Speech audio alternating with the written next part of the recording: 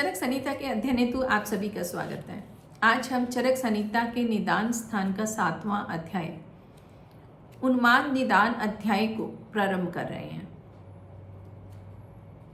इस अध्याय के अंतर्गत उन्माद रोग के विषय में कहा गया है। साधारणतः हम ऐसा समझते हैं कि उन्माद शब्द का अर्थ पागलपन है, इसलिए जब भी उन्माद रोगी की बात की जाती है तो सबसे पहले यही सोचा जाता है कि किसी पागल व्यक्ति के बारे में बात की जा रही है। लेकिन जब हम इस अध्याय का अध्ययन करते हैं तो उससे ये मालूम होता है कि यह उन्माद केवल वो पागलपन नहीं है जो साधारणतः समझा जाता है, बल्कि इसमें बुद्धि का भ्रम है, मन में उत्पन्न होने वाला भ्रम है और समाज में स्वस्थ दिखने वाले बहुत से व्यक्ति भी उन्माद से ग्रस्त हैं। बहुत से व्यक्ति हमें ऐसे दिखते हैं जो दिखने में स्वस्थ हैं, लेकिन किसी ना किसी तरह का मन में भ्रम लिए हुए हैं, बुद्धि में भ्रम लिए हुए हैं। उनकी सोच कुछ इस तरह की है कि वो स्वस्थ नहीं है। तो ये सभी व्यक्ति जो हैं वो उन्माद रोगी हैं। तो आज हम इसी उन्माद के विषय में जानते हैं। तो यहाँ पर अध्याय का उपक्रम बताते हुए कहा गया है कि दोषों का उन्मार्गगामी होकर मन में विभ्रम उत्पन्न करना ही उन्माद है। यानी उन्माद स्थिति में केवल मन में विभ्रम होगा। तो जब भी मन में विभ्रम है वो उन्माद है। ये मद शब्द से बना है। और उन्माद के भेद बताए गए हैं कि निदान के संदर्भ में 5 प्रकार के उन्माद रोग होते हैं, जैसे वातज, पित्तज, कफज, सन्निपातज और अगंतुष। तो इनमें से पहले 4 दोषों से उत्पन्न होने वाले उन्माद हैं। यानी जब वात दोष विकृत होता है तो वह वातज उन्माद को उत्पन्न करता है। पित्त दोष से विकृत होने पर पित्तज उन्माद उत्पन्न होता है। इसी तरह से कफ दोष विकृत होकर कफज उन्माद करता है। और जब तीनों ही दोष एक साथ विकृत होते हैं तो वह सन्निपातज उन्माद को उत्पन्न करते हैं। ये चारों दोषों से उत्पन्न होने वाले उन्माद कहे गए। लेकिन इसके अलावा एक और भेद कहा गया, वो है अगंतुष। अगंतुष के अंतर्गत पहले दोषों की विकृति नहीं होती है, बल्कि इनके अलग से कारण बताए गए हैं और उसके पश्चात यानी उत्पत्ति होने के पश्चात दोषों में विकृति हो सकती है। तो अभी हम उनके बारे में ही जानेंगे। उसके पहले उन्माद की संप्राप्ति बताई गई है कि उन 5 प्रकार के उन्मादों में दोषों से होने वाले 4 उन्माद ऐसे पुरुषों में शीघ्र उत्पन्न हो जाते हैं जो डरपोक हैं, दुखी मन के हैं, जिनके दोष बढ़े हुए हैं। तो उन्माद किन रोगों को जल्दी ग्रस्त करता है उसके यहाँ बारे में कहा गया है कि सबसे पहले तो वे व्यक्ति ग्रस्त होते हैं जो कि डरपोक हैं, मतलब छोटी सी बात से भी डर जाते हैं। और ऐसा भी हम समझ सकते हैं कि किसी को भी किसी भी चीज़ से डर हो सकता है। बहुत से लोग आपको ऐसे दिखेंगे जो कुत्ते से डरते हैं या छिपकली से डरते हैं या घर में निकलने वाले छोटे से कॉकरोच से डरते हैं।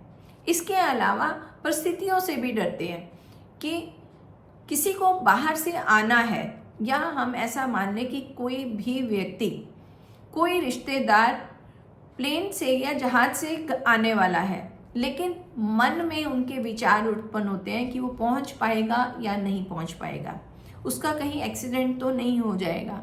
तो इस तरह के बहुत से विचार, ऐसे बहुत से डर बहुत लोगों में होते हैं।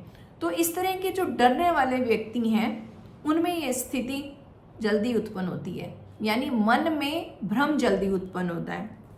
और जो दुखी मन के हैं, तो दुखी मन का मतलब ये कि जिनके मन में कोई ना कोई दुख रहता है, चाहे वह परिस्थिति हो चाहे ना हो।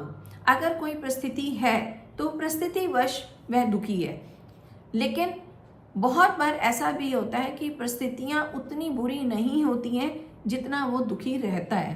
तो ऐसा व्यक्ति जो दुखी रहता है वो विभ्रम होने वाला जल्दी होगा। तो इस तरह से दुखी मन कहा।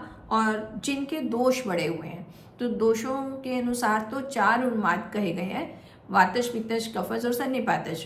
तो किसी भी परिस्थिति में अगर कोई भी कारण से ये दोष वृद्धि को प्राप्त होते हैं या विकृत होते हैं तो उनमें उन्माद उत्पन्न हो सकता है। अब इसके अलावा जो एक और मुख्य कारण बताया गया वो है मलिन विकृत पदार्थों से युक्त तथा अनुचित भोजन को आहार विधि विधान के विपरीत प्रकार से खाते हैं। तो यहाँ आहार का भी विशेष महत्व बताया है। व्यक्ति अगर भोजन उचित रूप में नहीं खा रहा है और भोजन के द्रव्य भी अगर उचित नहीं है, यानी जिन द्रव्यों से वो बना है वो ठीक नहीं है, जिन पात्रों में बनाया गया है वो उचित नहीं है, और सेवन करने की विधि अगर उचित नहीं है, तो भी वे दोषों को विकृत करके उन्माद रोग को उत्पन्न कर सकते हैं। तो यह भी एक मुख्य कारण बताया गया है। और इसके अलावा तांत्रिक अनुष्ठानों को विपरीत ढंग से करते हैं। तो यहाँ पर तांत्रिक अनुष्ठान कहे गए, यानी मंत्र तंत्र के द्वारा किया जाने वाला अनुष्ठान कार्य अगर उचित रूप से नहीं किया जाता है तो भी वह उन्माद का एक कारण हो सकता है। तो यहाँ पर तांत्रिक शब्द जो है वो तंत्र मंत्र के लिए भी कहा जा सकता है और शरीर के लिए भी कहा जा सकता है कि शरीर के लिए जो भी उचित कार्य है अगर उसे उचित रूप से ना किया जाए तो वह उन्माद का कारण बन सकता है। और शरीर में होने वाले कार्यों को, अब यहाँ पर कार्य कहे जा रहे हैं जैसे उठना, बैठना, सोना, भार उठाना आदि या व्यायाम, यानी शरीर के द्वारा जो क्रियाएं की जा रही हैं वो क्रियाएं भी अगर उचित रूप से नहीं की जाए। उठना बैठना का मतलब यह है कि शरीर का अगर हम पोस्चर ठीक नहीं रखते हैं तो भी ये मन में विभ्रम करने वाला है, यानी ये उन्माद रोग उत्पन्न करने में कारण बन सकता है। और जिनका जो शरीर क्षीण वाले हैं, मतलब क्षीण शरीर वाले हैं, कहने का मतलब ये कि जो बहुत दुर्बल हैं, वो किसी रोग की वजह से दुर्बल हो सकते हैं या अपने आहार विहार की वजह से दुर्बल हो सकते हैं। तो ऐसे व्यक्ति भी उन्माद से जल्दी ग्रस्त हो सकते हैं। और जो रोग के प्रबल वेग से घबरा जाते हैं, जिनका मनोबल हीन है, मन सुदृढ़ नहीं है, रोग उत्पन्न ही नहीं हुआ है, लेकिन फिर भी वे डर रहे हैं कि कहीं रोग उत्पन्न ना हो जाए, तो ऐसे व्यक्ति जो डरने वाले हैं, जिनका मन भी सुदृढ़ नहीं है, वे भी उन्माद से जल्दी ग्रस्त होते हैं। और जो काम, क्रोध, लोभ, हर्ष, भय, मोह, मानसिक श्रम, शोक, चिंता और उद्विग्नता आदि के आघातों से प्रताड़ित मन वाले हैं, उनके मन पर जब कोई असहनीय आघात होता है और उनकी बुद्धि विचलित हो जाती है। तो यहाँ अब एक और स्थिति बताई है, ये भी मनोवाही स्रोतों से ही संबंधित है। अगर व्यक्ति किसी भी चीज़ की कोई कामना करता है, काम से संबंधित यहाँ पर कामना शब्द कहा गया है। काम का अर्थ है कि किसी भी चीज़ की इच्छा होना। वह अगर इच्छा को पूरा नहीं कर पा रहा है लेकिन इच्छा है तो वह भ्रम उत्पन्न करने वाला है। बुद्धि भ्रम से ग्रस्त होगी तो उन्माद रोग उत्पन्न होगा। और क्रोध, गुस्सा अधिक करता है, तो गुस्सा अधिक करने से भी मति विभ्रंश होता है और फिर उन्माद रोग उत्पन्न हो सकता है। और लोभ यानी लालसा, जो चीज़ अपने पास नहीं है उसकी इच्छा करना, उसके बारे में लालच करना, तो यह बुद्धि में भ्रम करने वाला है। हर्ष, बहुत से व्यक्तियों में अत्यधिक प्रसन्नता होने से भी मति में विभ्रम होता है, तो यह भी उन्माद को उत्पन्न करने वाला है। किसी तरह का डर, और मोह का मतलब है किसी चीज़ से लगाव होना, चाहे वह धन से मोह है, चाहे वह औलाद से मोह है, चाहे वह किसी भी भौतिक सामान से मोह है, वो मोह भी बुद्धि में भ्रम करने वाला है। और मानसिक श्रम मतलब मानसिक तौर पर अगर उसे कार्य अधिक करना पड़ता है तो यह भी एक कारण बन सकता है। शोक और चिंता ये दोनों भी मानसिक स्तर को ही विकृत करते हैं और यह उन्माद को उत्पन्न करने वाले हैं। और बढ़े हुए दोष प्रकोपित होकर मनों में स्रोतों को अवरुद्ध करके उन्माद उत्पन्न करते हैं। तो इस तरह से यह कारण बताए हैं और साथ में ये बताया कि किस प्रकार से उन्माद रोग उत्पन्न होता है। अब इसके पश्चात उन्माद का लक्षण बताया जा रहा है कि किस स्थिति को हम उन्माद कहेंगे। तो यहाँ विभ्रम शब्द का प्रयोग किया गया है। मनोविभ्रम यानी जब मन में विभ्रम होगा तो भी उन्माद कहा जाएगा। बुद्धि में विभ्रम है, ये भी उन्माद का ही भेद। संज्ञा विभ्रम, संज्ञा का मतलब है नाम। किसी भी चीज़ का अगर हम नाम नहीं जानते हैं तो उसे संज्ञा विभ्रम कहा जाता है। यानी जब किसी चीज़ का हम नाम भूल जाते हैं भी ये क्या चीज़ है तो उसको हम संज्ञा विभ्रम के नाम से बोलेंगे। और ज्ञान विभ्रम कि हमें कुछ ज्ञान नहीं रहता, हमें कुछ याद नहीं रहता, वो स्थिति भी हमें उन्माद की ही समझनी चाहिए। और इसके अलावा स्मृति विभ्रम मतलब जो चीज़ें हम भूल जाते हैं उसको स्मृति विभ्रम कहते हैं। भक्ति विभ्रम मतलब भक्ति में विश्वास ना होना या भक्ति हम कर ना पाना, उसके बारे में जो विभ्रम उत्पन्न होगा तो उसे हम भक्ति विभ्रम कहेंगे। शील विभ्रम तो शील ना होना, सहनशील होना भी एक स्वास्थ्य की निशानी है, लेकिन अगर वह नहीं है तो एक तरह का ये उन्माद ही है। और चेष्टा विभ्रम कि हम चेष्टा या कार्य ठीक ढंग से नहीं कर पा रहे हैं। आचार विभ्रम हम ठीक ढंग से आचार नहीं मतलब जो कार्य हमें तरीके से करना चाहिए वो नहीं कर पा रहे हैं। तो ये सभी उन्माद ही हैं। अब हम इनको अगर जानें तो हमारे आसपास कितने ही लोग दिखेंगे, किसी के तो मन में विभ्रम है और किसी की बुद्धि उसकी कुछ ना कुछ सोचती रहती है कि ये कैसे और वो कैसे, तो वो उस तरह की स्थिति भी उन्माद ही है और नाम भूल जाते हैं। और इसी तरह से अगर हम ये सभी स्थितियां देखते हैं तो हमारे समाज में या हमें स्वस्थ दिखने वाले व्यक्तियों में ये स्थिति दिखेगी। तो हम ये आवश्यक नहीं है कि हम ऐसी स्थिति में सभी को पागल कहेंगे, लेकिन ये उन्माद की स्थिति तो है। तो इस तरह से हम ये समझ सकते हैं कि केवल पागलपन ही उन्माद नहीं है, बल्कि जब भी जहाँ पर भ्रम होगा वो उन्माद कहा जाएगा। अब इसके यहाँ पर कुछ को एक्सप्लेन किया हुआ है, वो ये कि मन के विभ्रम से उन्मादी व्यक्ति चिंतनीय विषयों को छोड़ न सोचने योग्य विषयों को सोचने लगता है और बुद्धि के विभ्रम से हित को अहित और अहित को हित और नित्य को अनित्य और अनित्य को नित्य समझने लगता है। यानी जो चीज़ नहीं है उसको वो समझता है कि ये है और जो चीज़ नहीं है उसको वो समझता है कि वो है। तो इस तरह की स्थिति उन्माद का पूर्व रूप, यानी अभी उन्माद उत्पन्न नहीं हुआ है लेकिन उससे पूर्व कुछ लक्षण हम देख सकते हैं, जैसे सिर का सूनापन, आँखों में व्याकुलता और कानों में शब्द होना। यानी शब्द है नहीं लेकिन व्यक्ति को सुनाई दे रहे हैं। जैसे कुछ व्यक्ति ऐसे बोलेंगे कि कानों में सीटी बजने जैसी आवाज़ सुनाई दे रही है, या बादलों की गर्जन की आवाज़ सुनाई देती है, या कोई वस्तु जब गिरती है तो उसकी आवाज़ सुनाई दे रही है। तो वास्तविकता से दूर होते हुए भी वो शब्दों को सुनते हैं। तो यह उन्माद का एक पूर्व लक्षण है। और उच्च श्वास का वेग बढ़ जाना, यानी जब वो अंदर सांस भर रहे हैं तो उसकी समय भी बढ़ जाना और उसे बार बार लेना। जब भी कोई मानसिक स्थिति हमें तंग करती है तो उस समय व्यक्ति गहरा लंबा सांस लेता है, तो यह वही स्थिति बताई गई है।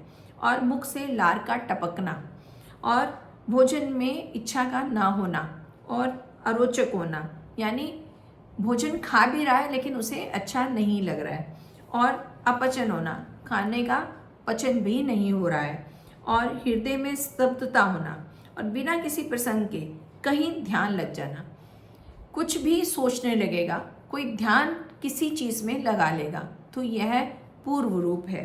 और बिना श्रम के थकावट या मूर्छा हो जाना, कार्य नहीं किया है, किसी भी तरह का कोई श्रम नहीं है, लेकिन व्यक्ति को थकावट बहुत महसूस होती है, तो यह स्थिति भी एक पूर्व रूप हो सकता है। और बार बार रोमांच होता है, यानी शरीर के जो रोए हैं, बाल हैं, वो खड़े हो जाते हैं, और लगातार ज्वर बना रहता है, और चित्त उन्मत्त रहता है, शरीर पर चकत्ते उत्पन्न हो जाते हैं, तो यह एक तरह का त्वचा रोग।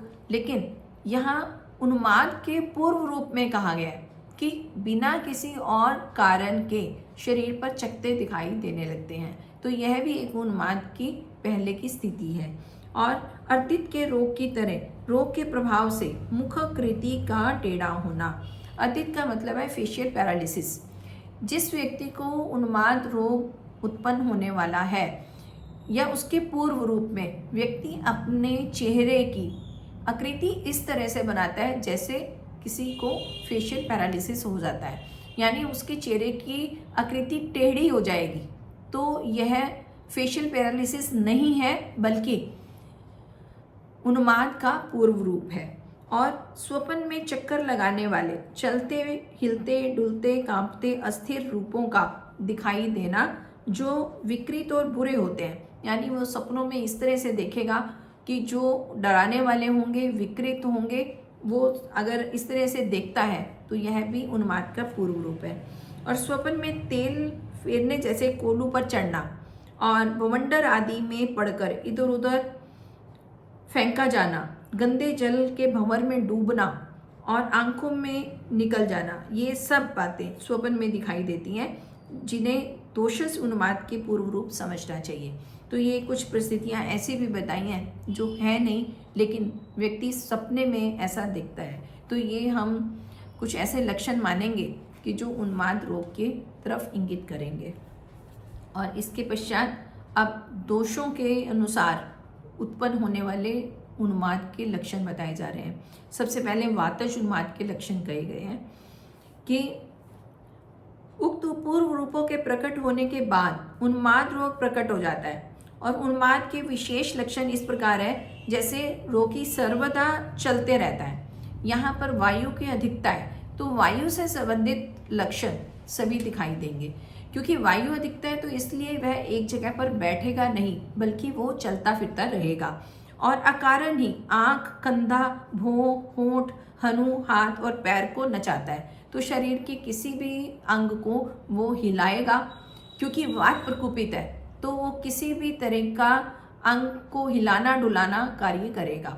और इसके अलावा वह इधर उधर फेंकता है और संबंध प्रलाप करता है, असंबंध प्रलाप करता है, मतलब कि किसी भी कोई कारण नहीं है, लेकिन फिर भी वह चिल्लाता है और वो प्रलाप करता है, और मुख से झाग निकालता है, और बिना प्रसंग के मुस्कुराता है, और हंसता है, नाचता है, गाता है और बाजे बजाता है। तो इस तरह ये सारे जो लक्षण हैं ये वायु के कारण है, तो हम इसीलिए इसको वातज उन्माद कह रहे हैं। इसके अलावा आगे कहा कि वीणा, बांसुरी, शंख, शम्या और ताल की ध्वनियों का ऊंचे स्वरों में अनुकरण करता है, यानी ये जो वाद्य यंत्र हैं उनकी तरह आवाज़ें निकालता है। यहाँ पर दो शब्दों का प्रयोग किया गया है, शम्या और ताल। ये संगीत के अंदर इनका प्रयोग किया जाता है। जब दाहिने हाथ से तबला बजाया जाता है तो उसे शम्या कहा जाता है, और जब बाएं हाथ से ताल देते हैं तो उसे ताल कहा जाता है। तो ये सभी वाद्य यंत्रों को बजाने जैसा ही एक तरह का कार्य हुआ। अगर ये व्यक्ति ऐसा कर रहा है तो ये भी वातज उन्माद में ही होगा। और इसके अलावा जो सवारी नहीं है उसको सवारी मानकर उस पर चढ़ता या यात्रा करता है, जैसे कुत्ते की सवारी करेगा, गधे की सवारी करेगा, इस तरह से वो इमेजिनेशन में ये होगा कि वो उसकी सवारी कर रहा है, या फिर किसी लकड़ी को पकड़ लेगा और उसके ऊपर सवारी करने की वो कोशिश करेगा। तो अगर ये स्थिति है तो ये वातज उन्माद है। और जो आभूषण नहीं है उन्हें आभूषण समझकर अपने आप को सजाता है, और जो वस्तु खाने के लिए उपलब्ध नहीं है उसको लेने की लालसा करता है। ये भी वातज उन्माद में ही एक लक्षण है कि जो चीज़ उसके पास नहीं है उसको तो लेने के लिए वो भरसक प्रयास करेगा, लेकिन जो चीज़ उसके पास आ जाएगी उसको तिरस्कार करेगा। तो यह है वातज उन्माद। और उसके पश्चात जो भोजन प्राप्त है उसका तिरस्कार करता है, दूसरों के प्रति ईर्ष्या करता है, और शरीर में कृष्णता, कठोरता, आंखों में उभार और लाली होती है। वात शामक आहार विहार के विपरीत पदार्थों का सेवन अनुकूल नहीं बैठता है, और ये सब वातज उन्माद के लक्षण हैं। तो इसके पश्चात अब पित्त उन्माद लक्षण बताए, यानी जब पित्त दोष प्रकोपित हुआ, विकृत हुआ, तो उस समय कौन से लक्षण दिखाई देंगे। तो यहाँ रोगी बिना किसी प्रसंग के अकारण उद्यत यानी असहनशील हो जाता है, क्रोधी और भयंकर आडंबर करता है। पहले में वात से संबंधित लक्षणों में ये कहा कि व्यक्ति एक जगह पर बैठता नहीं है, वह चंचल रहेगा क्योंकि वायु चंचल है।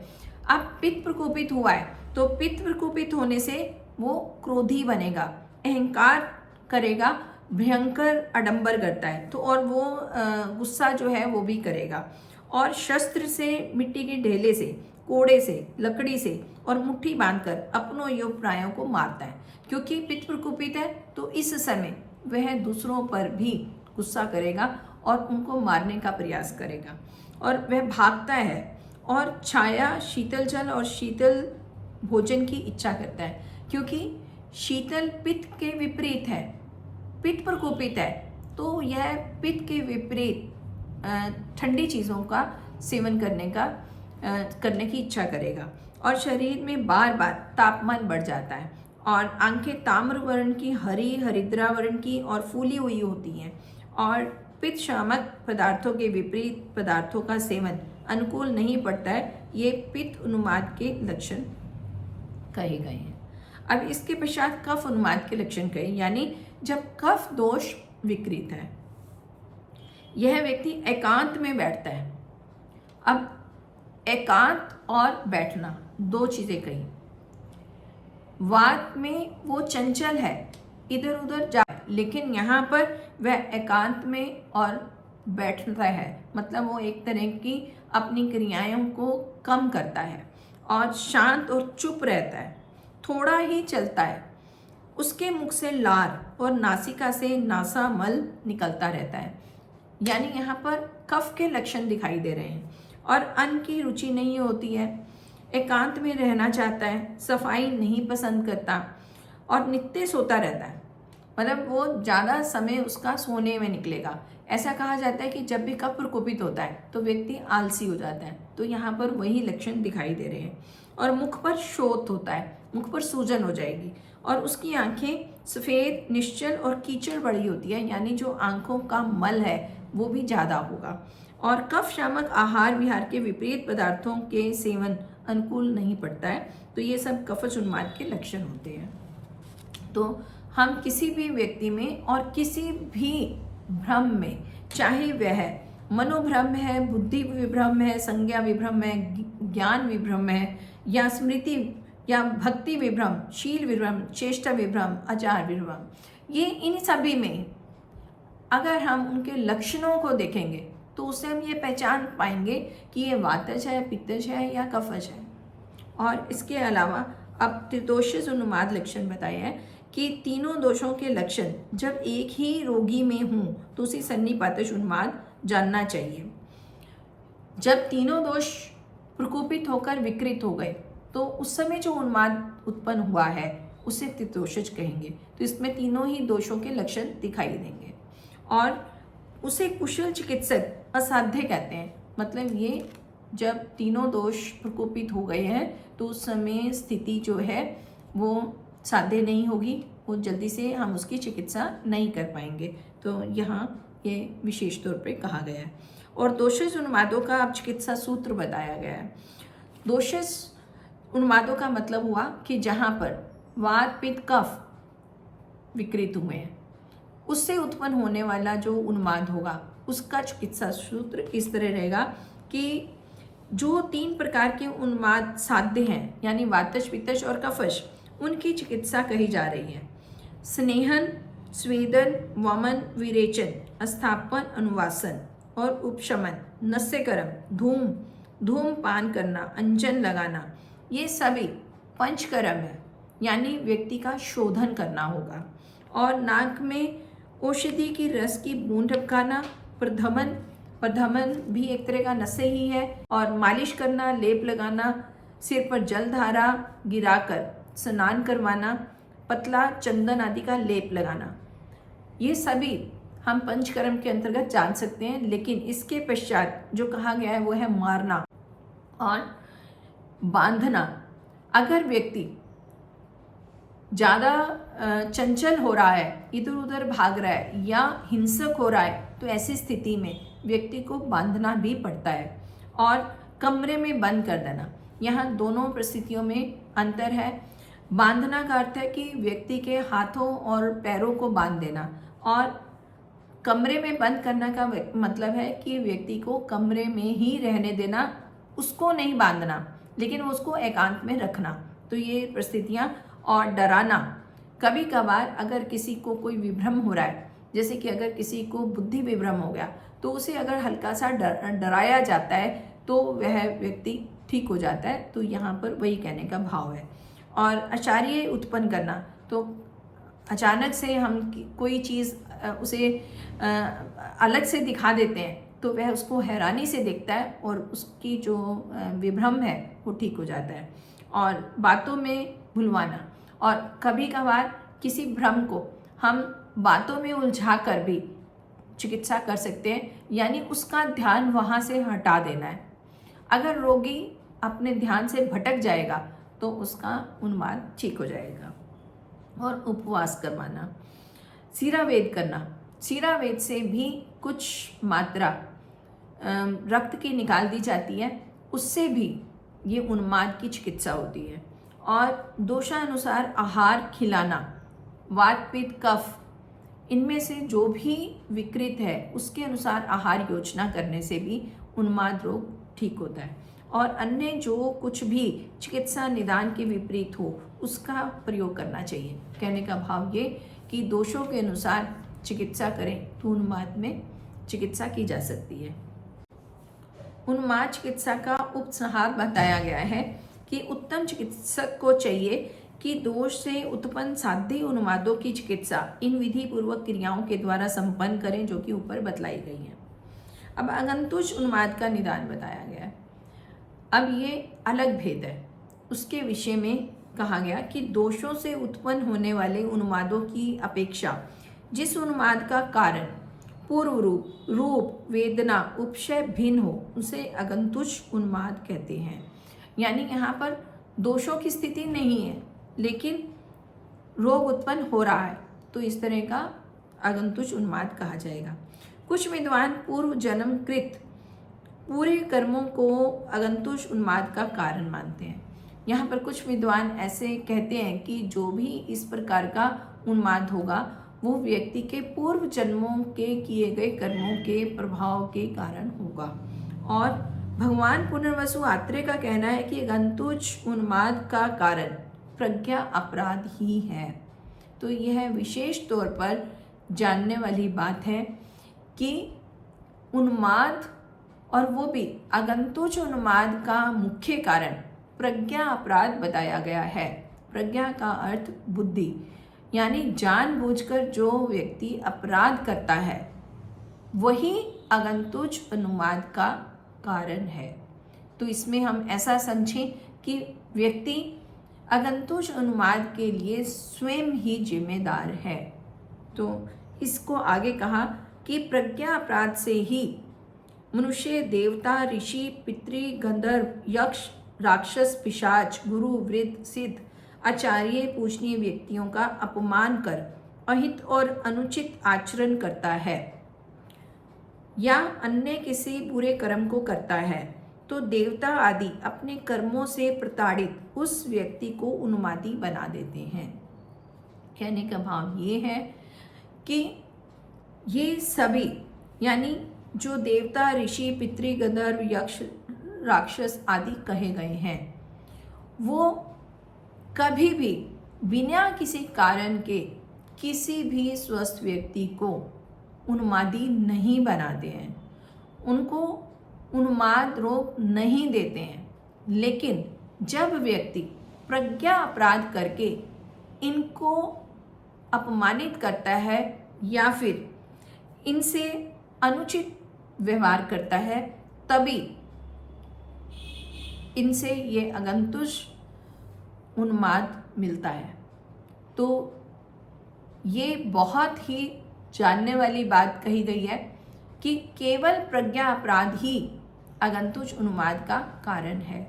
तो अगर हम ऐसा समझें कि ये भी कहीं ना कहीं साइकोलॉजिकल डिसऑर्डर ही कहा गया है। और अगंतुष उन्माद के पूर्व रूप कहे गए हैं कि देवादि प्रकोपज अगंतुष उन्माद के युक्त रोगी व्यक्ति के ये पूर्व रूप होते हैं। जैसे देवता, गो, ब्राह्मण, तपस्वियों को मारने पीटने में रुचि होती है। ऐसे व्यक्ति जिनमें ये रोग उत्पन्न हो रहा है वो जो भी सम्माननीय कहे गए हैं वह उनको पीटना चाहता है, उसको तंग करना चाहता है और क्रोध उभरता है और दूसरों को हानि पहुंचाने की प्रवृत्ति होती है और बेचैनी होती है। उस रोगी के ओज, वर्ण, कांति, बल और शरीर में ह्रास हो जाता है। स्वप्न में उसे देवता आदि डांटते फटकारते दिखते हैं और उन्हें इन्हीं कारणों को करने की प्रेरणा देते हैं। इन पूर्व रूपों के उत्पन्न होने के पश्चात उन्माद रोग उत्पन्न हो जाता है और इसके पश्चात अगंतुष उन्मादों का आक्रमण कहा गया है कि उन्माद को उत्पन्न होने वाले देव आदि की कुछ विशेष चेष्टाएं होती है। यानी यहाँ पर कुछ प्रक्रियाएं बताई गई हैं कि जब वे उन्माद उत्पन्न करने वाले होते हैं तो देव लोग तो दृष्टि से देखने मात्र से उन्माद को उत्पन्न करते हैं। अब यहाँ पर कुछ अलग अलग स्थितियाँ बताई गई हैं कि अगर देव लोग उन्माद उत्पन्न कर रहे हैं तो वो केवल दृष्टि मात्र से ही यह रोग उत्पन्न कर देंगे। और अगर गुरुजन, सिद्धजन, वृद्धजन और महर्षिगण उन्माद उत्पन्न करते हैं तो ये श्राप के द्वारा करते हैं। और पितर लोग अपने को दिखाते हुए उन्माद करते हैं तो वो उनका जो है रूप दिखता है तो उससे ये उन्माद उत्पन्न होता है। गंधर्व स्पर्श करते हुए और यक्ष शरीर में प्रविष्ट होकर और राक्षस कच्चे मांस आदि की गंध को सूंघाते हुए और पिशाच गृह रोगी को अपनी सवारी बनाकर उसे चलाते हुए उन्माद उत्पन्न करते हैं। तो ये अलग अलग तरीके बताए गए हैं। हालांकि यह भी अनुसंधान का ही विषय है कि किस तरह से ये कहा गया है, लेकिन आयुर्वेद में ये सब बहुत विस्तार से बताया गया है और इसी को ही आगे चिकित्सा स्थान में भी कहा गया है। उन्माद की चिकित्सा में इसको विस्तार से बताया गया है। आगंतुक उन्माद का लक्षण बताया जा रहा है कि उस आगंतुक उन्माद के ये लक्षण होते हैं जैसे रोगी में रुग्ण होने से पूर्व, मतलब अभी उन्माद जब उत्पन्न नहीं हुआ था उस समय जो बल, वीर्य, पौरुष, पराक्रम, ग्रहण शक्ति, धारणा शक्ति, स्मरण शक्ति, ज्ञान और भाषण क्षमता, व्यवहारिक ज्ञान था उसकी अपेक्षा कहीं अधिक रूप में बल आदि हो जाते हैं और उन्माद का समय कोई निश्चित नहीं रहता है। इस बात को समझने के लिए ये कि अलग अलग परिस्थितियाँ हैं, अगर वह उन्मादी नहीं है यानी उसमें उन्माद रोग जब उत्पन्न नहीं हुआ था तो वह इतने बलशाली नहीं था जितना अब हो गया है और उतना वीर्य नहीं था जितना अब वीर्यवान है और इसी तरह से उसमें पहले ग्रहण शक्ति कम थी लेकिन उन्माद होने के बाद वो बड़ी जल्दी से चीज़ों को ग्रहण कर लेगा और इसी तरह से धारणा शक्ति हो जाएगी, किसी भी चीज़ का वो धारण कर लेगा। और स्मरण शक्ति, कईयों की बुद्धि या याद करने की पावर, उसकी जो मेमोरी है वो बहुत ज़्यादा बढ़ जाएगी, बात उसको अच्छे से याद रहेगी। जो कि पहले उतनी नहीं थी। तो इस तरह से ये जो उसकी परिस्थितियाँ बताई हैं, यानी कि उसमें वो बल अधिक आ जाता है। और इसके पश्चात देवादि ग्रहों का आक्रमण काल और स्थान बताया गया है कि कहाँ पर ये परिस्थितियाँ उत्पन्न होती हैं। उन्माद उत्पन्न करने वाले देव, ऋषि, पितर, गंधर्व, यक्ष, राक्षस, पिशाच अथवा गुरु, वृद्ध, सिद्ध जनों द्वारा लोग वक्षमान इन अवसरों पर आक्रांत होते हैं। और किसी पाप कर्म के आरंभ में या पूर्वकृत कर्म के फल मिलने के समय जब सूने घर में कोई अकेला ही रहता हो, तो कहते हैं कि ये किस समय ये प्रभाव आएगा। तो वो स्थितियाँ बताई हैं कि अगर या तो व्यक्ति अकेला है और या फिर वो पाप कर्म आरंभ कर रहा है, उस समय ये स्थिति हो सकती है, या वह चौराहे पर खड़ा है, या संध्या के समय असंयम होने पर, और पर्व संधियों का मतलब है अमावस्या या पूर्णिमा में स्त्री प्रसंग करने पर, और रजस्वला स्त्री से मैथुन करते समय, अध्ययन, बलिकर्म, मांगलिक कर्म या होम के अविधि पूर्वक करने से, और नियम, व्रत, ब्रह्मचर्य के नियमों के भंग होने पर, और महायुद्ध में, देश, कुल या गांव के विनाश के समय, और चंद्र ग्रहण या सूर्य ग्रहण के समय, स्त्रियों के प्रसव काल में। ये भी बहुत बार परिस्थितियाँ दिखती हैं कि जब प्रसूता को इस समय बहुत से संक्रमण हो जाते हैं या ऐसी स्थिति उत्पन्न हो जाती है कि हम कहते हैं कि ये उन्मादी हो गई है। तो ये भी एक काल बताया है। और अनेक प्रकार के प्राणियों तथा अशुभ अपवित्र वस्तुओं के स्पर्श के समय, और वमन, विरेचन, रक्तस्राव होने पर, और समाधि स्थल, देवालय में जाते समय अपवित्र अथवा असंयत रहने पर, मांस, मधु, तिल, गुड़ या मद्य का सेवन करके, झूठे मुख रहने पर, नंगे रहने पर, रात में नगर, शहर, चौराहा, बगीचा, शमशान या वध स्थान में जाने पर, ब्राह्मण, गुरु, देवता, सन्यासी या पूज्य जनों का तिरस्कार करने पर, और धार्मिक कार्यों को ठीक से न करने पर, और अन्य किसी अनुचित कार्य के प्रारंभ में देव आदि मनुष्यों पर आक्रमण करते हैं। और इसी प्रकार देवादि के अभिघात का काल बता दिया गया है। तो हम इन परिस्थितियों को अगर समझें तो ये वो सब परिस्थितियाँ हैं जहाँ पर व्यक्ति को संयम रखना होता है। अगर व्यक्ति यहाँ पर संयम नहीं रखता है और तिरस्कार करता है, अनुचित व्यवहार करता है, तो उस समय ये अगंतुष रोग उत्पन्न हो सकता है। और देव आदि ग्रहों के आवेश के कारण, अब ये कहते हैं कि जो अभी देव आदि ग्रह प्रभावित कर रहे हैं उनका मुख्य क्या कारण है। तो यहाँ पर मुख्य 3 कारण बताए गए हैं। वो है हिंसा करना, रति और पूजा करवाना। तो इस तरह से ये 3 शब्द। और उन्मत्त व्यक्ति के भिन्न भिन्न आचरणों से उसके प्रयोजन विशेष को जानना चाहिए। हिंसा अर्थी भूत द्वारा उन्मत्त किया हुआ रोगी आग में प्रवेश करता है, यानी कि अगर हिंसा की दृष्टि से उसमें ये भूत आदि प्रवेश हुए हैं तो वह व्यक्ति की मृत्यु का कारण बनता है। जैसे उसे या तो जल में गिरा देगा, या अग्नि में जला देगा, या छत से गिरा देगा।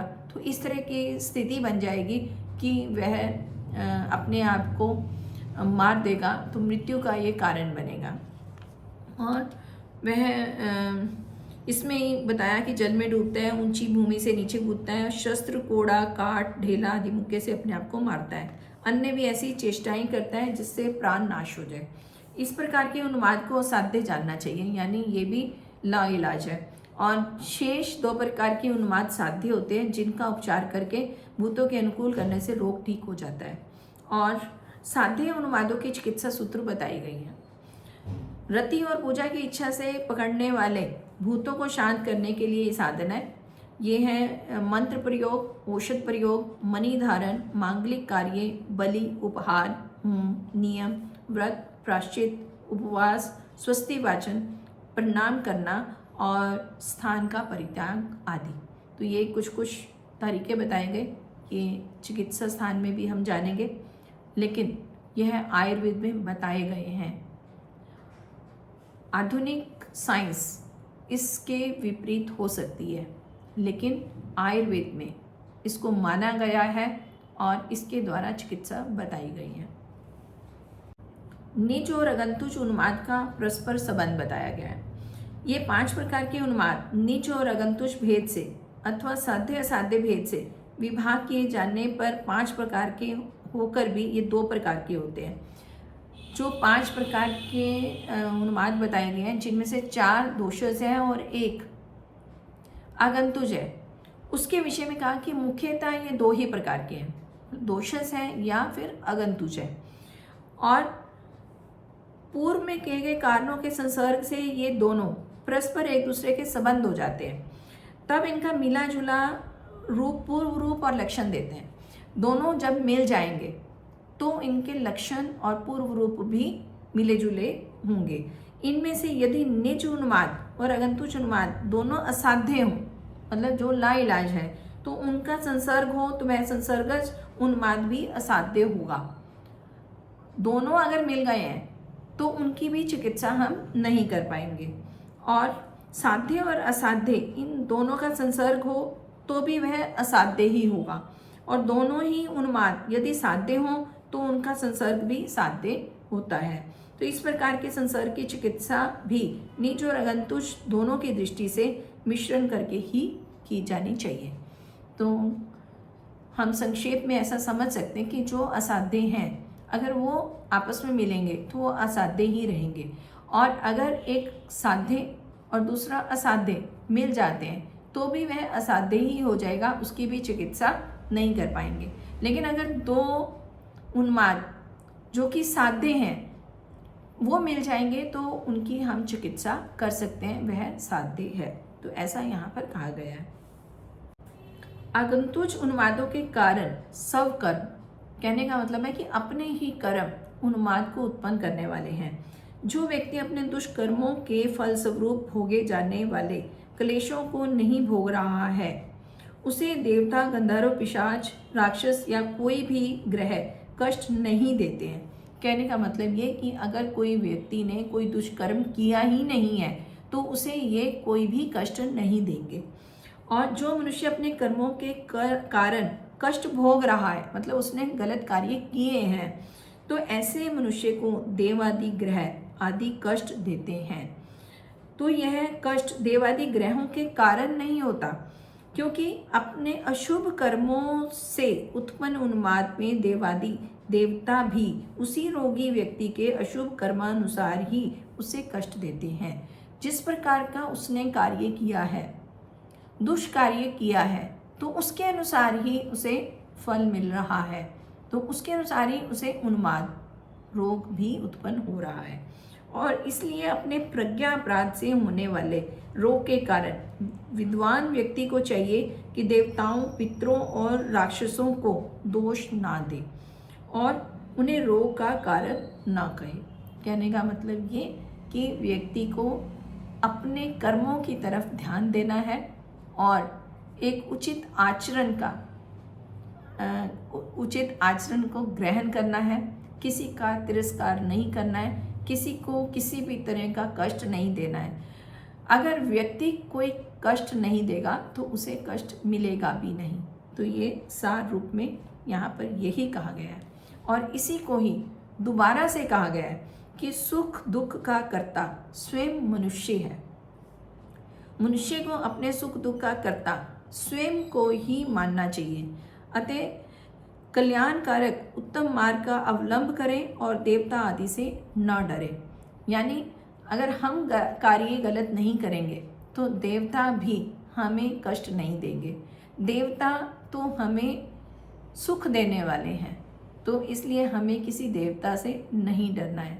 देवता को देवता कहा भी इसीलिए जाता है कि वो हमें सुख देने वाला है। और देवादि की पूजा और हितकर आहार विहार आचरण का सेवन और ये दोनों तथा अशुभ कर्मों द्वारा देव आदि से विरोध करना, यह सब कुछ अपनी आत्मा के अधीन है। तो यहाँ पर मुख्यतः आत्मा को कारण माना है कि जिस प्रकार हमारी आत्मा कार्य करेगी उसी प्रकार हमें फल मिलेगा। तो इस उन्माद निदान नामक अध्याय में उन्मादों की संख्या, उनका कारण, पूर्व रूप, लक्षण, साध्यता, असाध्यता और उनका चिकित्सा सूत्र, ये सब विषय कहे गए हैं।